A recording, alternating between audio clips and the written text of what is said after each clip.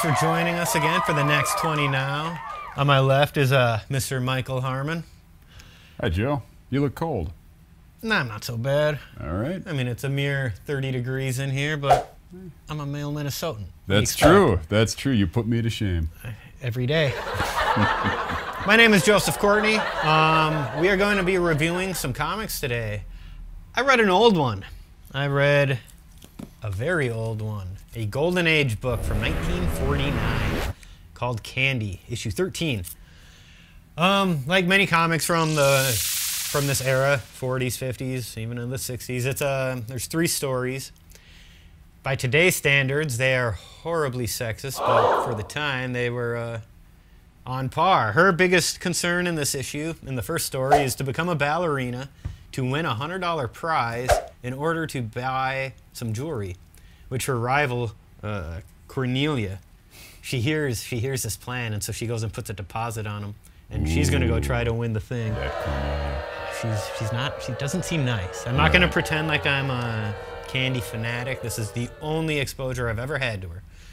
Her boyfriend, Ted, man, is obsessed with soda pop. If I weren't as smart as I am, I would think that it's a euphemism for alcohol. All he wants to do, come on, Candy, let's go get a soda. How about that soda? Hey, how about a soda? This book is full of great terms from the time. Your dad's really on the beam on that idea. What does that even mean? It means he's straight and narrow and knows what's going on. I don't think I've ever heard on the beam before. I hadn't either. This was my first time. Right. But I liked it. I'm going to try to bring it back. I think you should. I think it's got to start going around the shop now. Keen was used many times. Not as many times as let's get a soda, but it's pretty keen. In one of the stories involving Jitters, not Ted, they borrow his buddy's dad's car under direct orders not to. It gets damaged. They fix it. Find out it was already damaged. Oh, thanks, son. I didn't want my wife to see I wrecked my car up from poker the other day. Anyway, Candy, 1949, classic Golden Age book. I enjoyed it for what it was. 3 out of 5. What'd you read? Well, I am Michael Harmon, and I read a new comic, Dead Mall from Dark Horse Comics. This is the first of a 4-issue miniseries which just recently wrapped up, so you can get the whole thing now. In this story, a group of teenagers break into an abandoned shopping mall and are stalked by mysterious creatures. It's a first issue, so we don't really find out what they are. They appear to be demons. They have supernatural powers.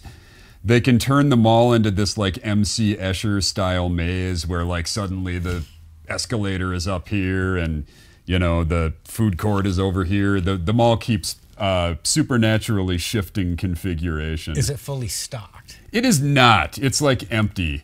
Like there are kind of Night of the Comet-esque scenes of the kids like goofing around in the stores, like posing with the mannequins and stuff. But I don't know. I enjoyed it. Fairly well written for what it is. It does not feel like a 30-something trying to write teenagers. The dialogue is minimal, but seems authentic. The art's pretty solid.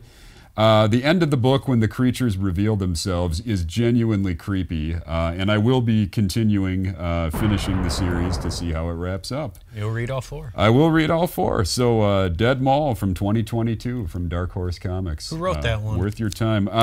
That's a cat named Adam Césaire, who I'm not familiar with. This would be my first exposure to his work, but yeah, I liked him. Check it out. All right, you got 2 books. They were both available at... Well, Candy is only available at Minneapolis Hot Comics. Dead Mall you can get at all 3 locations. You can't get it in Jordan. Yeah, Jordan, I should say. At all 2 locations. Minneapolis and the 2 locations that matter. Bo can't hear this. No, he can't. He'll never watch it. All right. Thank you, and join us for our next review next week.